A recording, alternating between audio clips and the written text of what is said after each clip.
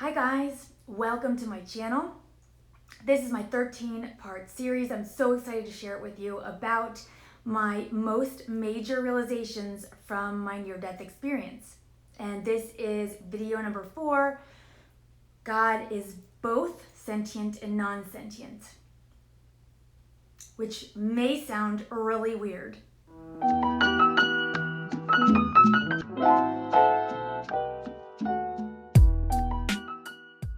My name is Susan. If you don't know me, welcome. I was born clairvoyant. I had a really bewildering ride growing up, to the point where dark night of the soul after dark night of the soul, finally, last summer I had a near-death experience that clarified my purpose. I finally felt situated about everything in my life. But it was a really long road. Now I help other women master their intuition, know their purpose, and create a divinely inspired life for themselves. If this sounds good to you, please like or subscribe and join me in Divining Women, which is my Facebook group. So, I'm going to link to the video for my entire details of the near-death experience below, so you can see that there. This is just about that one element, which blew my mind. This is how it felt to be where I was. I had intentionally astral traveled, which I'd never done before. So I was in my astral body, which really just feels like you're in your regular body, except no pain or anything, and you're flying. Imagine that. Long story short, I had gone out looking that night for help. I knew I was going to die that night. And I had one last intuitive thought, which was, get help. Somehow get out of your body and get help. I had no idea all of what was going to happen. But at the end of it, I did end up with what we call God. I use air quotes because that's impossible to stuff whatever God is into a human word, but we kind of need language. It's helpful. So, want to say this too. I am not religious at all, but I love God. So that said, no matter what your beliefs are, welcome.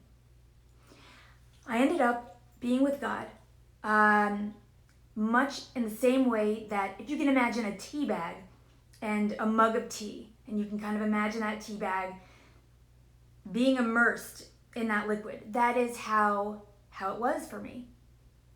And to me, in my perception, God looked like endless, blazing rays of golden light. That's how he, I don't like saying that either, but I mean, I'm not sure. That is how God appeared to me. And I had the sensation of just bobbing in this presence. There were so many dynamics, so many layers to what I felt being where I was. I'm not sure I'll ever be able to communicate it properly in this lifetime, but what I had was the clearest sense of this. And let me tell you, I was so afraid during this entire thing. I never released my human personality. But even through my major fear, and my fear had to do with, again, this is real weird. My fear had to do with God not believing that I really just did want help and then to return to my life. I didn't want to leave my kids. I was so afraid God wouldn't believe that. I don't know why. But even through that fear, and that was his primary question to me. We spoke without speaking, by the way. It wasn't chatting as we are now. But his primary question to me was, do you want to stay or go? Because the year prior had been unexplainably difficult with that Lyme disease. I'd had it my entire life. That entire year I was immobile. I either had a walker. I was crawling around my house, the pain, IV bags, everything. And that was his primary question to me. And that was what I had been so clear about the entire time. No, I'm just looking for help and then I want to get back. But even through that fear and even through truly my personality being like, where am I? I can't believe this is happening. What I felt from God was such an intimate, detailed knowing of me. Before this, God seemed nebulous. I loved God. I've been spiritually seeking for decades, forcibly. That's what happens when you come in guns blazing and you're clairvoyant and you're little and you got Catholic parents and you're like, what's going on? Okay, so I've been seeking for a long time. I'd loved God for a long time. And my perception of God has always changed over the years. It has been so many things from back when I was little, where, God kind of seemed like almost like a cartoon character, or like somebody like my dad sitting up on a cloud with a zappy scepter. Over the years, in my own work, God had become more like an unexplainable, unknowable, loving energy, which is beautiful. But I didn't realize how nebulous God was to me until I had this experience. Yes, I loved God. Yes, I fully believed and knew from my own experience that God was loving. But I didn't realize how vague, as a force, if you will, that I still took God to be. And when I was bobbing, immersed in God's presence, that is what stuck out to me so clearly, was He knew me as intimately as your best friend does, and far more. The love and the knowing was that detailed and specific. Yet it was also so impartial. It was also absolutely immovable.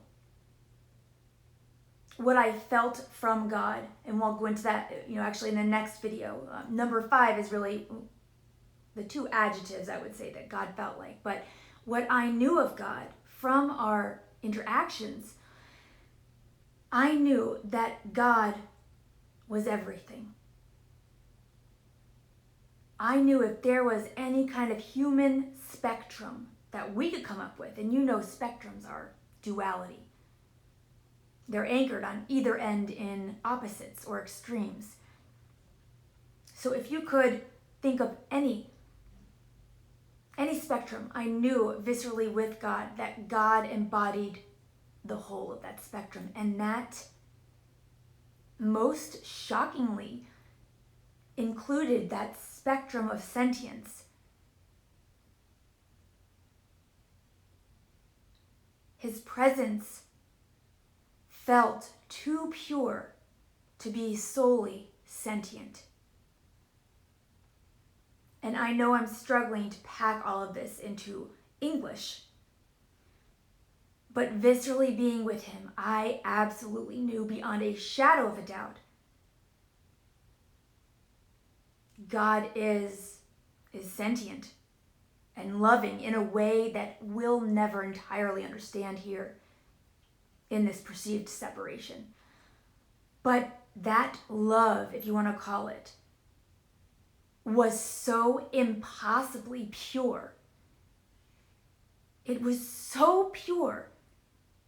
It necessarily also had to include non-sentience as well, which is such a bizarre concept.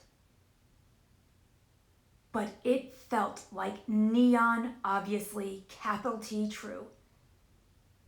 And I could sense that in that, again, that immovability.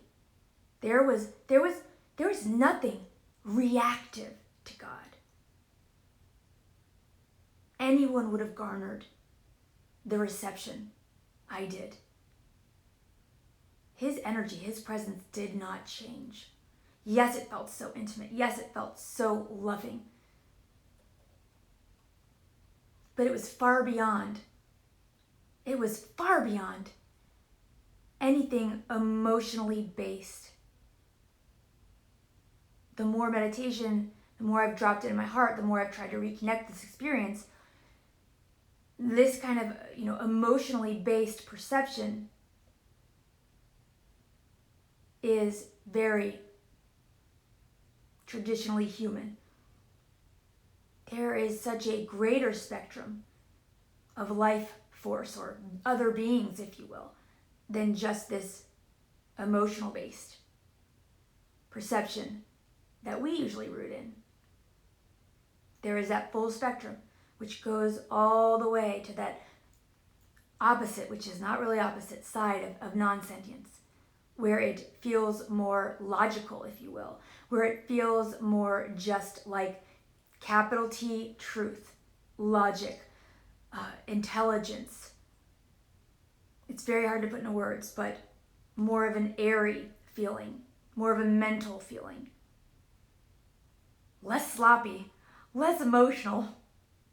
But God absolutely felt like it all. This is my best attempt to put it into words, and I know it's really hard to do. And I also hope you get comfort from this as well. Because think about myself, for example. Emotional stability is something I really treasure. And oftentimes it eludes me. I still have a very strong old habit, for example, of worrying. It is deeply grooved.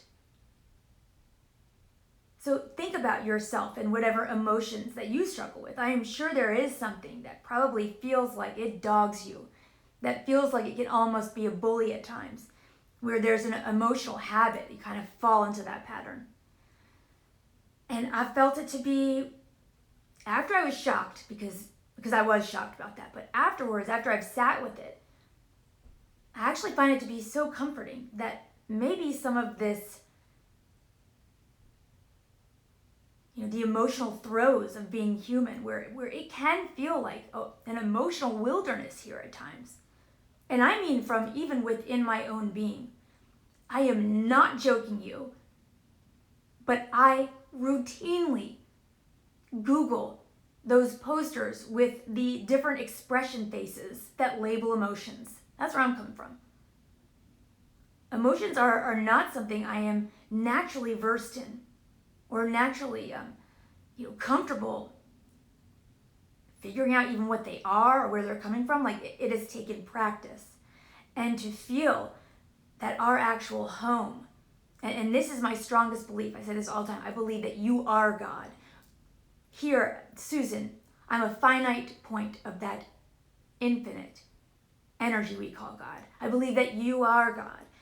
And to know that our home, if you will, our most expanded selves, which are my most expanded self, if you pull the camera up and out, is God. And to have felt that, to me, was very comforting. It was everything. He felt like everything, and not just these great waves of emotions that we can all feel down here.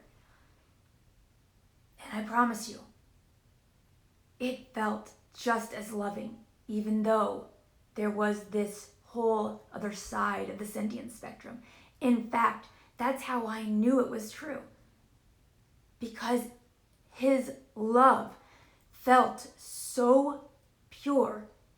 It viscerally felt impossible. It was too pure. Too pure. That's what I'm trying to say. Like, please don't take what I'm telling you to mean that I interpreted something less loving, because it was actually the exact opposite. It was so pure. There was no way it could not be that pure without embodying the full spectrum. It's pretty awesome. Pretty awesome. It's pretty wild too, which I also love. I love anything that makes me scratch my head and be like, whoa, and completely rethink things. So thank you so much for being here with me. Please throw a comment or a like or a dislike. I just want to know. I always tell my friends, I'd rather know. I'd love to hear your thoughts. I know this is going to sound really crazy. Also, forgot to mention, every Thursday I do a live Q&A on Facebook in my Divine Name Women group. If that sounds appealing to you, please, I'd love you to join me. My mission really is to help other women tap into their greater selves. Kind of Phoenix launch, if you will, you know? So thank you so much. So grateful to be here. Next video, number 5, are the 2 adjectives that God most felt like. One of them, just like this is my other favorite one of these 10. The word God most felt like, to me, it was not love. And again, I know that now is because it felt too pure to be love. The human word I could pinpoint as the number one word that God felt like, it was not love. So cool. Thank you so much. See you in the next video.